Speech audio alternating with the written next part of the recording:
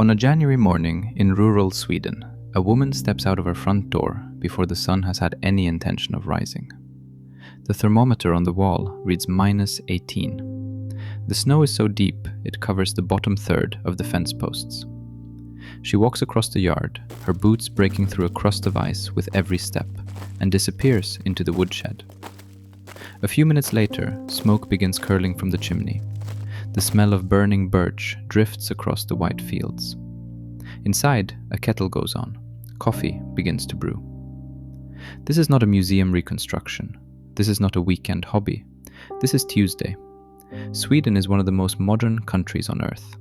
It gave the world streaming music, flat-pack furniture, safety matches, and one of the most carefully built welfare systems in human history. When most people picture Sweden, they picture clean lines and pale wood and minimalist apartments with very good lighting. They picture a country that has figured things out. But drive 3 hours north of Stockholm and something shifts. The highway narrows, the trees close in, the signs for fuel stations become rarer, and slowly, mile by mile, you begin to understand that Sweden is really two countries sharing one flag. There is the Sweden the world thinks it knows, and then there is the other one. The one where people still keep a woodpile stacked so high it leans against the eaves. Where children learn to identify mushrooms before they learn to drive. Where the same songs are sung at the same celebrations every June, the same way they were sung 100 years ago by the same family in the same field. This is the story of that Sweden, a place where old traditions never died. Not because the people were forgotten, but because they decided, consciously, deliberately, that these things were worth keeping. Before we go anywhere else, we need to talk about the color red. Because in Sweden, red is not just a color, it is history. It is the result of 1,000 years of work happening under the ground and the quiet accident that made it one of the most recognized images in the world. The Swedish countryside is famous for its small wooden houses, painted in a deep, warm, rust-like red. The color has a name, Faluröd, Falun red. And the reason it carries the name of a specific Swedish mining town is one of the most honest stories in the country's history. Falun sits in the heart of a region called Dalarna in central Sweden. And underneath Falun lies one of the richest copper deposits ever found in Europe.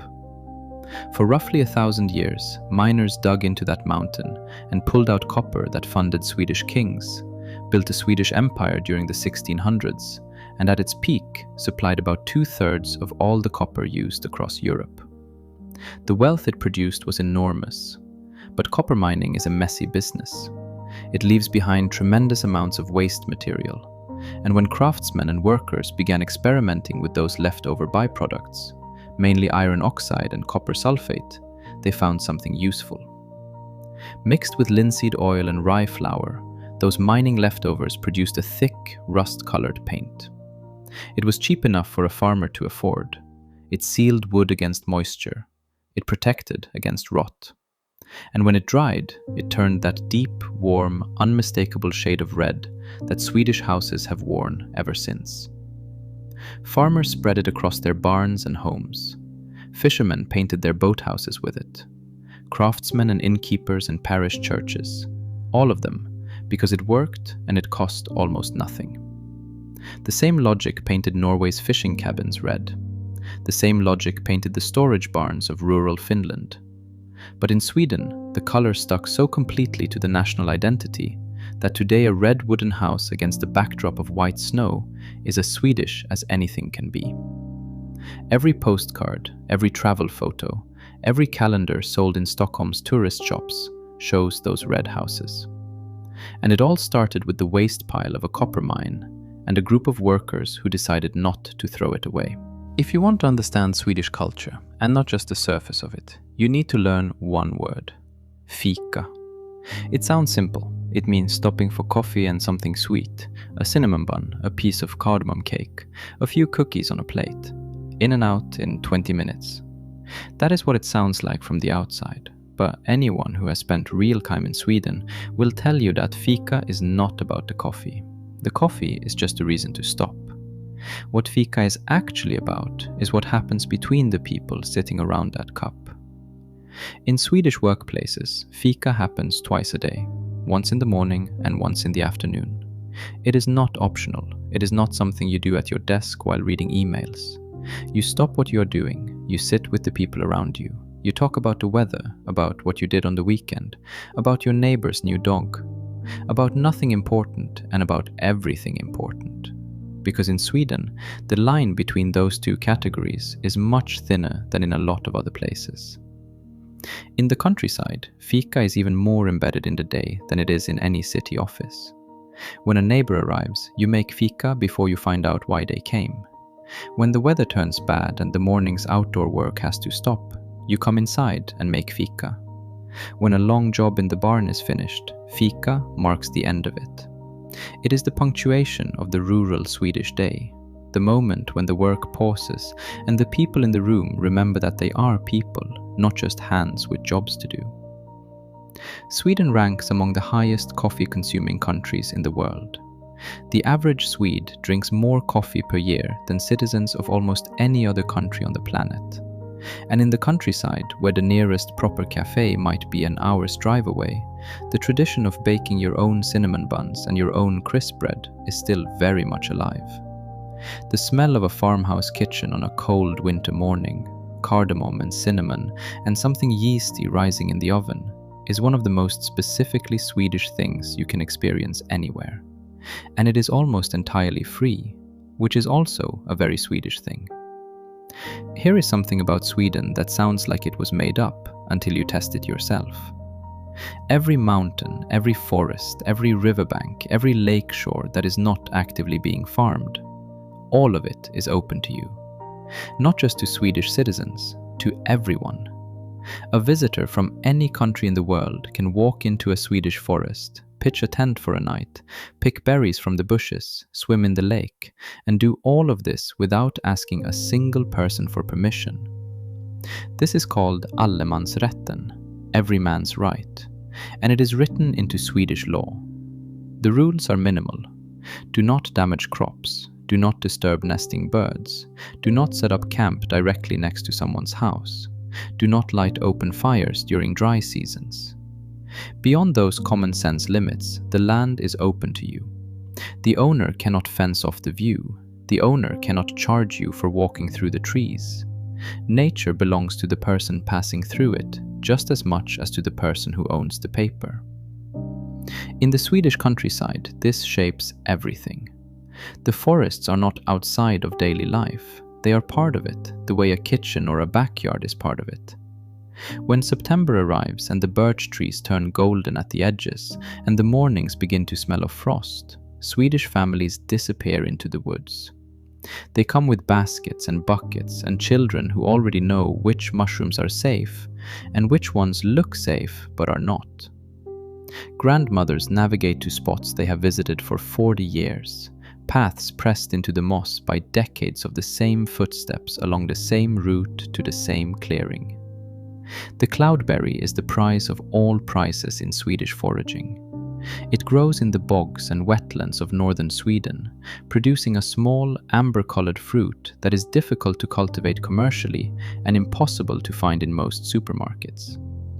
People describe the taste as something between a raspberry and warm apricot jam, with a sharpness that hits you at the back of the throat in the best possible way. Swedes who know where to find them guard those locations with an intensity usually reserved for bank account information. Allemansrätten is a law, but it is also a value. It says that no matter how much money a person has, they cannot purchase the forest's silence. They can own the land, but the freedom to walk through it belongs to everyone who chooses to.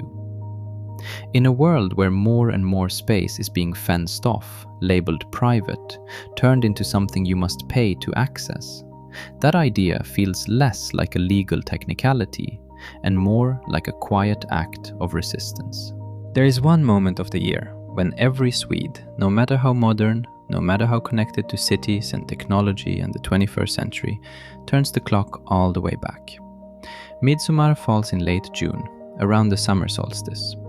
In the Swedish countryside, it is the biggest event of the year. Many Swedes will tell you it matters more to them than Christmas. And once you understand what winter actually feels like in Sweden, the months of darkness, the short grey days, the sun that barely clears the tree line before setting again, you start to understand why the longest day of the year is not just a date on the calendar. It is a triumph. Preparations begin days before. People gather wildflowers from the meadows and the roadsides and weave them into long garlands. Girls and women braid flower crowns to wear in their hair. A tall wooden pole is raised in the village, the Midsommar stång, the maypole, and it is decorated with leaves and ribbons and flowers until it looks like something that stepped out of a dream. Then the dancing starts. And in Sweden, when people say dancing at Midsommar, they mean specific dances with specific songs. Old dances with steps your grandparents learned and their grandparents before them. Small children stumble through the movements for the first time, getting the jumps slightly wrong, getting the timing completely wrong, laughing about it. Old men who have been doing the same dances since they were 4 years old move through them without thinking, their feet remembering what their minds barely have to touch. There is herring on the table, served several ways. There are new potatoes boiled with dill. There is a bottle of schnapps, and with the schnapps come specific drinking songs, and everyone at the table knows the words, including the teenagers who pretend they are too cool for this right up until the singing starts and they join in. Because it is June and Sweden is far enough north, the sun does not fully set. The sky simply shifts into a deep, warm rose around midnight and then begins to lighten again. People stay outside for hours in a light that feels borrowed from another world, a light that does not belong to ordinary evenings. Midsommar in the Swedish countryside is not a performance put on for visitors or cameras. It is the same thing that has happened in these fields and beside these lakes for longer than anyone can trace. And for one night every year, modernity waits patiently outside the village fence. Sweden has roughly 10.5 million people, and the country has close to 800,000 summer cottages. Do that arithmetic, and you begin to understand something important about Swedish values. The sommarstuga, the summer cottage, is the center of Swedish life from June through August. It is usually small. It often does not have reliable heating. Many older ones have no indoor plumbing. The Wi-Fi is slow or absent.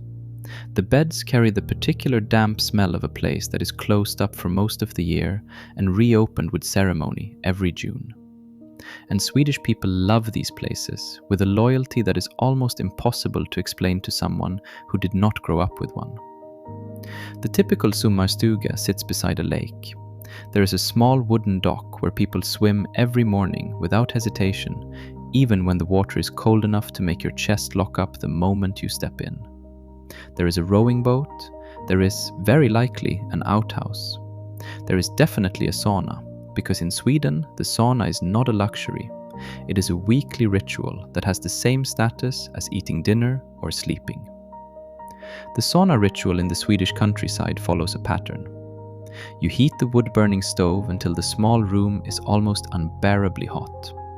You sit in the steam until the heat has worked into every part of your body.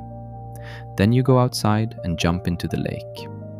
The cold hits you with a physical force that is almost impossible to describe to someone who has never done it. Then you go back into the sauna. You repeat this until your entire nervous system has released every tension it was holding.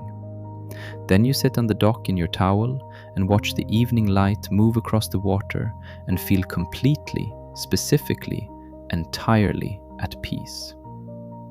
What the sommarstuga tells you about Swedish people is this. For all their modernity, all their famous design and technology, all their efficiency and productivity, what they genuinely want when they have a choice about where to spend their time is a small wooden cottage beside a quiet lake with no particular plans. A millionaire summer cottage is often not dramatically different from a teacher's. The point has never been the cottage. The point is the lake. The point is the summer. The point is the family that gathers around the same table every July in the same place for 30 years. If you could travel to one region of Sweden and say, "Show me what this country really is," most Swedes would point you to Dalarna without hesitating.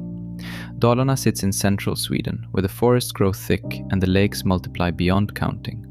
It is called the Heartland, and for centuries it has been sending deeply Swedish things out into the wider world. The most recognized of those exports is the Dalahäst, the Dala horse, a small carved wooden horse painted red with decorations in white, blue, yellow and green, arranged in patterns that have become as recognizable as any flag. These horses have become so completely associated with Sweden that foreign leaders visiting Stockholm are often given one. They sit on windowsills in apartments in every major city and on shelves in Swedish communities in Minnesota and Wisconsin and Melbourne. The origin of the Dala horse is simpler and better than any souvenir version of the story. During the long winter months in the forests of Dalarna, woodcutters and craftsmen had time in the evenings after the day's work was finished. They carved small horses for their children, painted them with whatever colors they had available, and gave them away. Over generations, specific painting styles developed. Specific patterns became associated with specific villages. Specific techniques passed from one carver's hands to the next. Today, the village of Nusnäs in Dalarna still has workshops where Dala horses are made, largely by hand, following the same traditions that have existed for centuries, in the same buildings where the same craft has been practiced for generations. But Dalarna also holds a musical secret that most people outside Sweden have never heard of.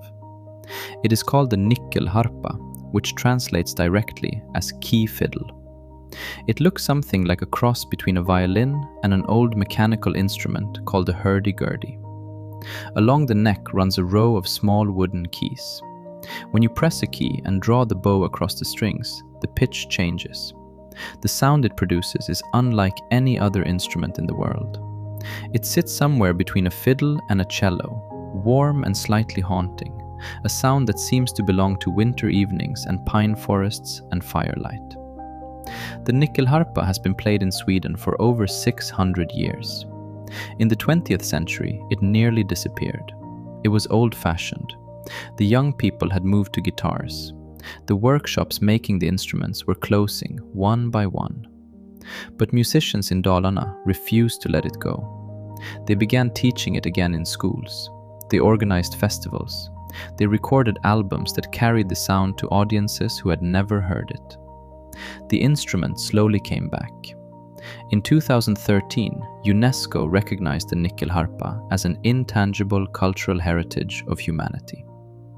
An instrument that came within a generation of dying out in a Swedish barn is now formally recognized as a treasure belonging to all of human culture. Go north. Keep going past the lakes that most tourists visit, past the towns that still have train stations, past the point where the road signs start mentioning distances to places you have never heard of. Go until the trees become shorter and the sky takes up more space than the earth does. Go until it is February and the sun rises at 11 in the morning and sets again at 2 in the afternoon. This is Norrland. Norrland is not a single region, but a collection of regions covering more than half of Sweden's total land area. And yet, only about 12% of Sweden's people live there. That leaves vast stretches of land where the human presence is light and the natural world is enormous. Rivers running undisturbed for hundreds of miles. Forests so dense and old they barely register that people exist at their edges. And in deep winter, a silence so complete that the only sounds are the slow creak of frozen trees and the distant, lonely call of a bird you cannot see. In the far north of Norrland, in the territory the Sami people call Sápmi, reindeer herders have been following the same migration routes for thousands of years. The Sami are the indigenous people of the high Arctic of Scandinavia, and about 20,000 of them live in Sweden today. They are not a people of the past or of a museum. They have a parliament, the Sametinget, established in 1993. Their languages are taught in Swedish schools. Their traditional skills and crafts, known together as duoji, are recognized as important cultural heritage. Their music is something even harder to define. The yoik is one of the oldest continuous musical traditions in Europe, but it does not work the way other songs work. A yoik is not sung about a person or an animal or a place. It is the person or the animal or the place. When a Sami musician sings a yoik for a reindeer, they are not describing it. They are calling it into the room. The distinction sounds philosophical until you hear it happen, and then it makes complete sense.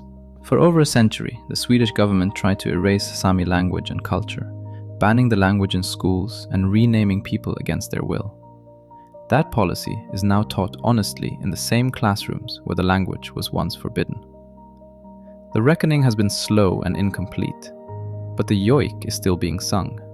The traditional food of northern Norrland produces some of the strongest reactions of any food on earth. Surströmming, fermented Baltic herring, has been eaten in northern Sweden for at least 500 years. The herring is caught, lightly salted, sealed in a can, and left to ferment for months.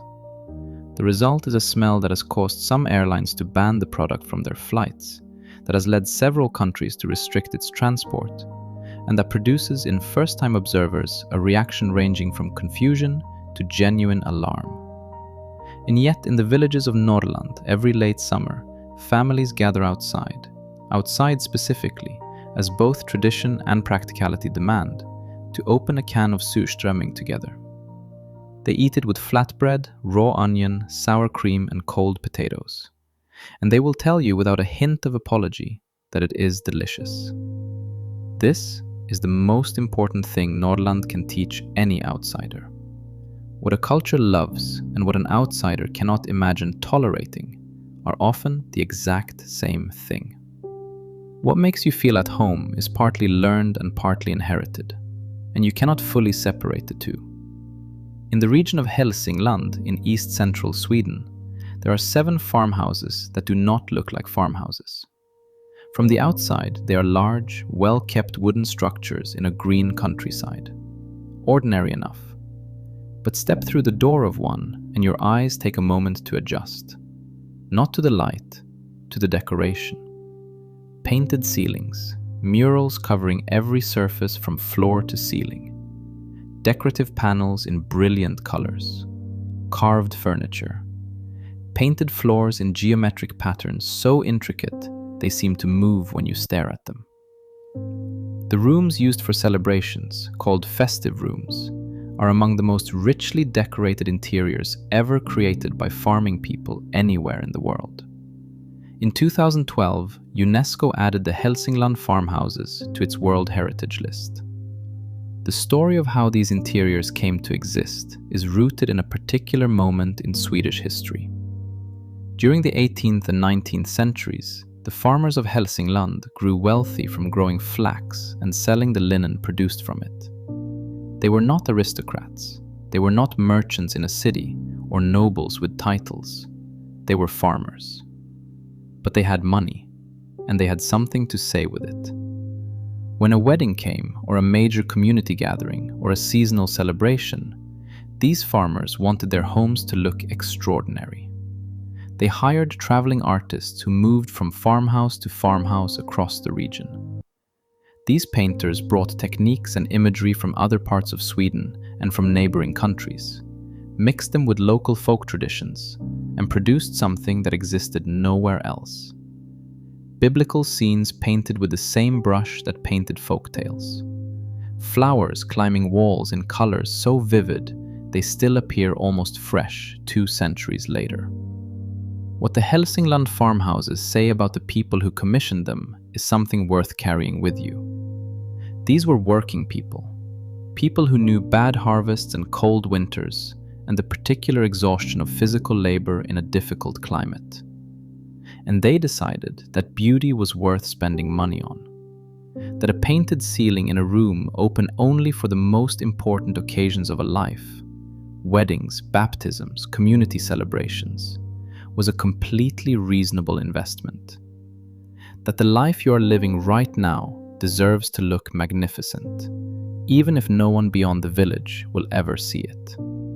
Here is where the story has to be honest. Because the Swedish countryside is beautiful.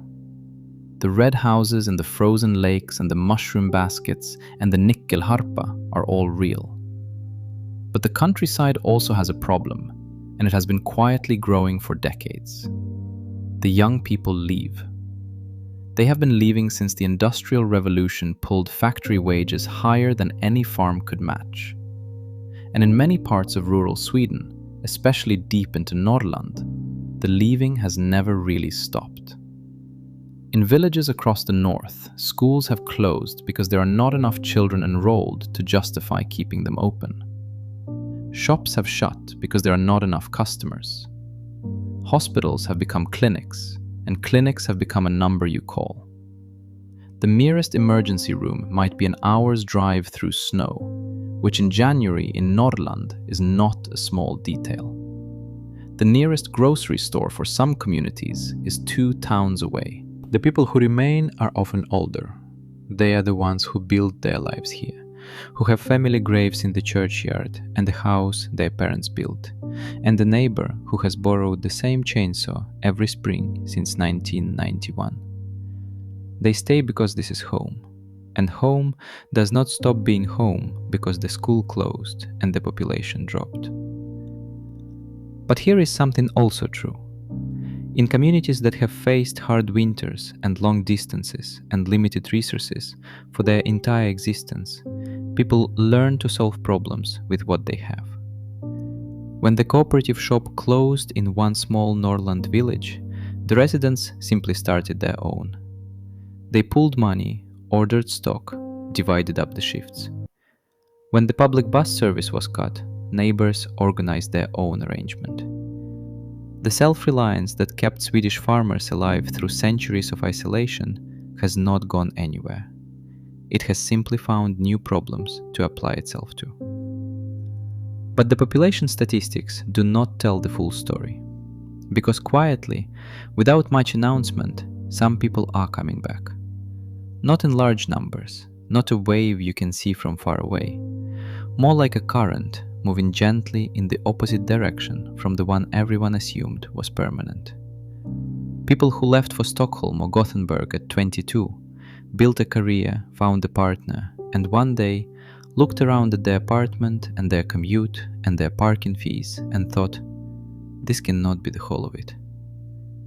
The years of the pandemic accelerated this current in ways that caught many people by surprise. When your work fits inside a laptop, the question of where you sit with that laptop becomes negotiable in a way it never was before. And a lot of Swedes who had never seriously imagined leaving the city began looking at property prices in the villages they grew up in. A house in a small town in Norrland that might cost a fraction of a Stockholm apartment. It comes with a yard, it comes with a forest directly behind the yard, it comes with neighbors who remember your mother. Some of them arrive and discover it is harder than it looked from the city. The quiet that sounded like peace can feel, in a long January, like something closer to pressure. The nearest coffee shop is 45 minutes away. The social life of 300 people is genuinely different from the social life of 300,000. Some of them go back, but some of them stay. And they bring with them something the village had been missing. A new bakery that serves food the village had not had before. A small workshop making furniture. A market garden selling vegetables to the regional town on weekends. Children in a school that was weeks away from closing. And slowly, carefully, the village begins to breathe differently. The old-timers and the returning ones do not always see eye to eye at first. A person who spent 20 years in Stockholm and the person who never left the place where they were born are looking at the same landscape and seeing different things. But they share the same winter. They share the same neighbors. And in a place small enough that avoiding someone after a disagreement is genuinely impossible, you learn faster than in any city what you have in common. Before this journey ends, there is one more tradition that deserves a moment. Not because it is the most dramatic one, because it might be the most honest. On the 13th of December, in the deepest and darkest part of the Swedish winter, something happens in every school, every church, every workplace and village hall across the country. The ordinary lights go out. The room goes dark. And then, from somewhere in that darkness, a single voice begins to sing. More voices join slowly, and the procession of figures dressed in white appears, each one carrying a candle. At the very front is a girl wearing a crown of lit candles in her hair. She is Lucia. The tradition mixes a Christian story about a martyr named Lucia with much older Swedish folk beliefs about light and the winter darkness. But the feeling it creates is not complicated to understand. It is the feeling of standing in complete darkness and watching one light appear, and then another, and then more, until the dark room is warm with it. For a country that has built an entire culture around the long winter, around the months of short days and early sunsets, and the particular weight of darkness that settles over the north from November to February, the Lucia celebration is not decorative. It is a declaration. The dark is real. We have named it. We have looked directly at it, and we have decided to put candles in it anyway. This might be the truest thing about the Swedish countryside as a whole. It does not pretend life is easy. The winters are long. The distances are real. The old ways take effort that newer ways do not. But the people who have chosen to remain here have also chosen something else along with it. They have chosen to believe the effort is worth something, that a fire you built yourself is warmer than heat you ordered, that a berry you found in the forest tastes better than one wrapped in plastic, that a neighbor you have known your whole life is worth more than every convenience a city can offer.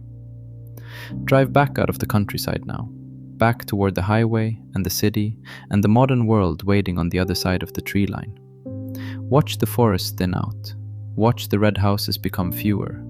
Watch the frozen lakes give way to ring roads and roundabouts and the comfortable, familiar noise of a place that has forgotten how to be quiet. And carry this with you when you go. Sweden's countryside has been called old-fashioned. Parts of it have been called dying. And some of it is genuinely struggling, and that is the honest truth. But what is also true is that the things it has held on to are not small things. The right to walk through any forest, regardless of who owns it. The understanding that a coffee break with a neighbor is not a waste of working time. The belief that a wooden house painted the color of autumn leaves, sitting at the edge of a silent lake in deep snow, is worth more than square footage alone can explain. Rural Sweden kept its Falun red paint. It kept its nyckelharpa and its Dala horses, and its painted farmhouse ceilings. It kept the maypole and the berry basket and the Midsommar songs and the Lucia procession walking through a darkened room with candles in its hair. These are not museum pieces. They are not performances arranged for visitors. They are people, living the way they decided was worth living, in places they decided were worth staying in. In some villages in Norrland, the same family has farmed the same land for 8 generations. The same songs get sung at the same celebrations in the same fields every year. The same forest path that a great-grandmother walked to her neighbor's house through the snow is still walkable today. That is not nothing. In a world that asks you constantly to go faster, want more, and move somewhere bigger, the decision to stay, to maintain, to preserve what matters, that is not falling behind. It might actually be the most difficult choice a person can make. Sweden's countryside will not make the evening news. It does not announce itself. It does not need to. It just keeps the kettle on and the wood stove burning and the songs alive for one more winter. And for the people who live there, that has always been enough.